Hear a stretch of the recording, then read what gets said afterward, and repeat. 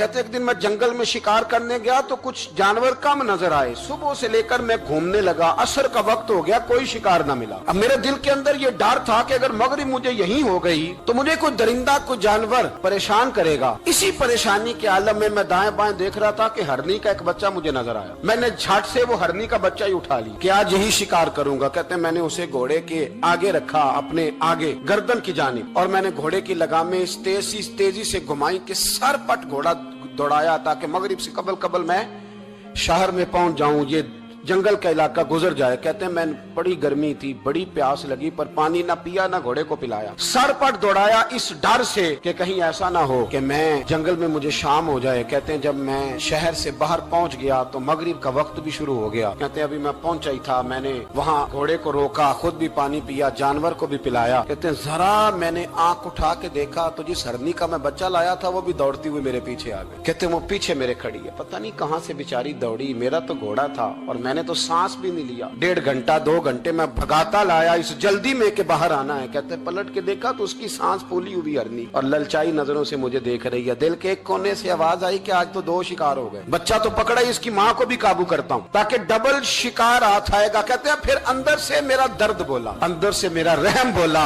एक माँ अपना बच्चा लेने आई और इस तरह तो उसे तकलीफ नहीं दी जा सकती कि उसे ब्लैकमेल करके माँ को भी रख लिया जाए। कहते हैं जब मैंने उस हरनी की तरफ देखा तो उसकी नजरों में सवाल था, उसकी नजरों के अंदर सवाल था, कुछ मांग रही थी।